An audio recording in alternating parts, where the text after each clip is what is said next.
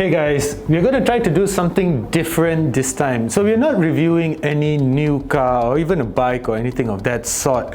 Now the Piston Show has come a long way, but we realize that we are always talking about new cars. So this is where we sort of want to help those who are looking for something used. Perhaps you're looking for a car for your loved one who is just starting off life, has probably a new employee, probably just starting off their career, or you're probably looking for a car for your child to go to college and such, or perhaps you're just looking for a cheap car. You know, life can be challenging sometimes. So in this segment, let's call it the car buyer's guide, the Piston's car buyer's guide. So in this segment, we want to help you make the right buying decision. So there's one website that we are going to be focusing on, and that is carlist.my. Of course, when it comes to used cars in Malaysia, there are two very important websites that you should know about, and that's carlist.my as well as muda.my. But for the sake of this video, we are only going to be focusing on carlist.my. That is actually my preferred choice to go to. No, Carlist didn't pay me for this. We are not affiliated with Carlist in any way whatsoever. But carlist.my is my preferred choice to go to sometimes when I'm daydreaming or don't just, you know, I need to pretend like I'm busy, so I'm staring at my screen, but I'm actually browsing used cars and such, you know, just for fun. So for this segment, we are going to be looking at cars between the 5,000 to the 30,000 ringgit bracket. You'll be surprised what you can find, but there are things that you should know about all those cars in that price segment as well. So that is where we come in and will help you make the correct purchase decisions. So if you need further information, by the way, I'm going to add my email address to the screen here. Basically, it's kashi@piston.my. So feel free to drop me an email and I'll be more than happy to reply you with some proper advice on your car purchase journey. So anyway, for this video, you can see that there is a price bracket over here. We are going to insert the price bracket of a minimum of 5,000 ringgit. Even though it says 10,000, you can actually key in 5,000 and then a maximum of 30,000 ringgit. So let's see what we come up with. So, all right. The first thing that comes up is a 2005 Honda Jazz. It says lady owner for 21,500 ringgit. In my personal opinion, it's a little bit too old. Of course, you're going to be facing some maintenance issues. 21,500 ringgit, let's say even if you face 5,000 ringgit worth of repairs, it'll take you up to 26,500 ringgit, which is, in my books, is too old, too expensive. So I suggest don't go down that route. The second option is you have a 2013 Nissan Almera. Now this is great if you have a family to take around because it's actually a very spacious car. The Nissan Almera, it's a very mechanical car. There are a lot of hydraulics in there, not much electronics, which is important. So this is a great car. However, spare parts can be a little bit elusive. Now this is a nine-year-old car, so you can actually take it back to Tanchong and such. So I suspect they might have all the spare parts that you need, or then you can always go to your preferred workshop mechanic. And then when you go further down, you get a 2013 Proton Saga 1.3 FLX standard. Again, this is 9-year-old, but then it's only 10,777 ringgit. I'm sure if you ask properly, you will probably get a further discount as well. Now, what you should look out for in a car like this is probably wear and tear. Maybe it has not been maintained properly. Check the engine oil. Get your mechanics to actually do a thorough check on it. Check out the absorbers if they're making funky sounds and such, because these cars tend to be under maintained. So at 10,000 is actually not a bad deal. Even if you allocate 3 to 5,000 ringgit for repairs, it's actually not a bad deal. Now the next car that you have is a 2009 Proton Kancil 660 EX. Now this is quite a gem for 5,800 ringgit. Of course, if you are into safety and such, then this may not quite do it for you, because after all, a Kancil, I'm not quite sure if the 2009 Perodua Kancil came with airbags. I don't think so. but this is an extremely easy car to maintain and such. Lots of spare parts out there. So at 5,800 ringgit, this I would say is quite a steal. After that, you get the Proton, a 2012 Proton Exora 1.6 bold CFE for 23,800 ringgit. Of course, this is an MPV, but if you want a proper a family car, basically, rather than going for the 2012 Proton Exora, I would suggest go for the Almera that we saw earlier, simply because I didn't quite like the powertrain on the Exora when I drove it many years ago. So, and I also think that maintenance on this will probably be quite a bit. So in my opinion, I think the Almera is a better buy. Now, if you go further down, we get a 2007 Toyota Vios 1.5G. Now, you can never go wrong with the Vios, guys. There's tons of spare parts out there.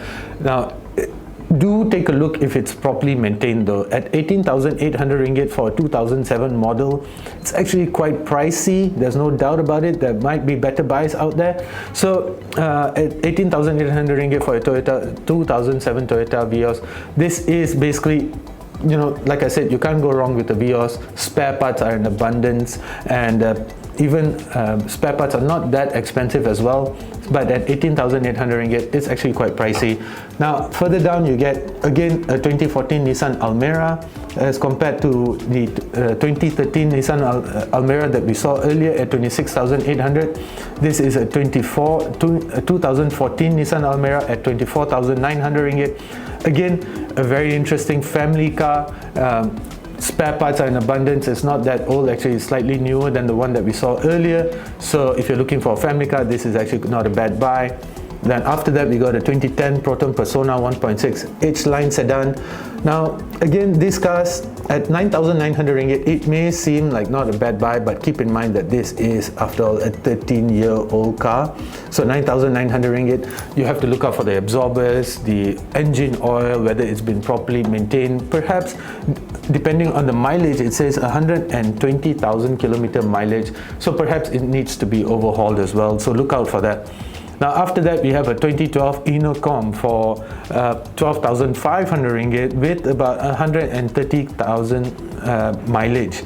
Quite high, 12,500 ringgit, quite expensive. It's quite a small car, in fact, so maybe don't go down that route. After that, we have a Custom certified 2015 Proton Iris. Now at 26,600 ringgit, I think it's quite expensive for such a small car, so stay away from that.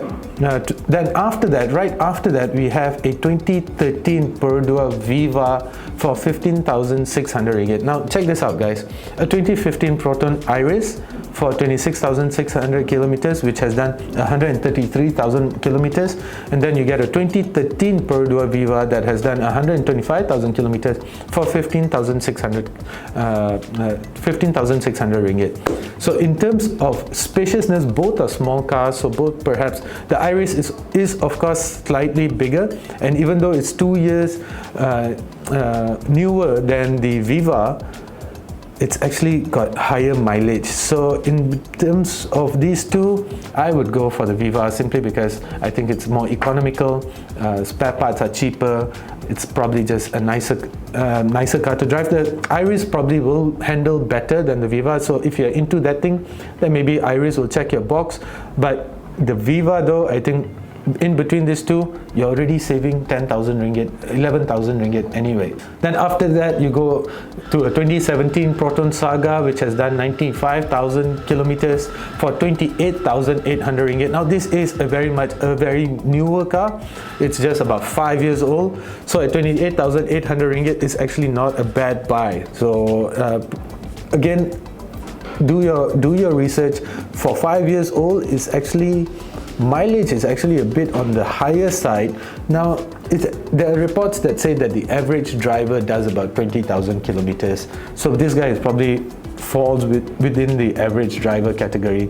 Then after that, we get a 2015 Proton Preve for 29,900 ringgit. It has done 112,000 kilometers. So that is quite, I think, quite expensive in my books. 30,000 ringgit for a Proton 7-year-old Proton Preve. No, I wouldn't go down that route. But then, Having said that, the next car after that Proton Privé is a 2008 Toyota Vios 1.5J.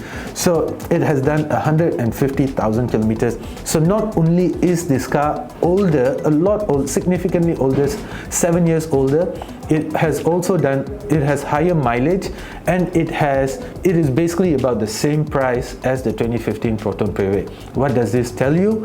Well, the Toyota Vios is going to retain its value better than the Proton Privé. So if you're into that kind of thing, then the Toyota Vios will probably be a better buy. But then it is a much older car. So again, do your research.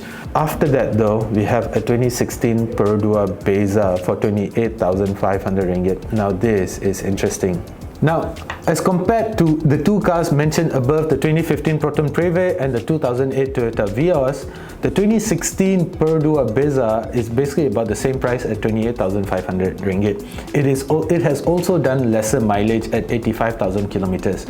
Now, it will probably retain its value really well as well, and it's a significantly younger car as compared to the Privé as well as the Vios. Now, guys, it's a no-brainer. The Beza is definitely the better buy over here since it's newer. It's a Perodua. It's basically a Toyota underneath, a Daihatsu Toyota underneath it all. So it's a car that is basically going to last as well. Spare parts are basically, you can get spare parts are in abundance. You can go to any Perodua service center. They'll definitely still entertain you since it's a 2016 car. So among them all, the 2016 Perodua Beza 1.3X at 28,500 ringgit is definitely the better buy. However, it does say that it's a manual transmission. Then after that, you go further down and you get a 2013 Perodua Myvi 1.5 SE that has done about 95,000 kilometers for 26,988. Guys, you basically can't go wrong with a Myvi, right? So these cars, provided that they've been taken care of properly, they will definitely be easy to maintain. They're economical, and spare parts are cheap as well. But this is quite an old car. It's a 10-year-old car, and at 26,988, the 2016 Perodua Beza, the manual one that I was just telling you, is basically about less than 2,000 ringgit more. So definitely go for the Beza. After that, you get a 2002 Honda Odyssey at 21,988. Don't even look at it, right? It's as simple as that. If you need a people mover for your family and such, the Almera earlier will definitely be a better buy. And it's a a car that was manufactured in 2000 and registered in 2002, and it's 21,988 ringgit for a 23-year-old car. Don't even bother. So then after that, you get a 2013 Proton Saga 1.6 FL Executive, 18,800 ringgit. I think not a bad deal. It's quite interesting. Again, it's a 10-year-old car. Absorbers, suspension, gearbox maintenance, engine oil, even electronics, the interior, whether it's been well taken care of. If you see that it comes with some of those Fox, the fake leather stuff that you get at Brothers and such, don't bother. There are actually, at this price category, there's much better buys out there. So if it doesn't do it for you, then don't bother. After that, we get a 2006 Toyota Wish 2.0 MPV for 29,888 ringgit. Expensive. Of course, it's an MPV, so you get a lot of space. You get good space for your kids. You get a lot of storage space for your balik kampung needs. And then, but at basically 30,000 ringgit, like 29,888, 30,000 ringgit for basically a 17-year-old car.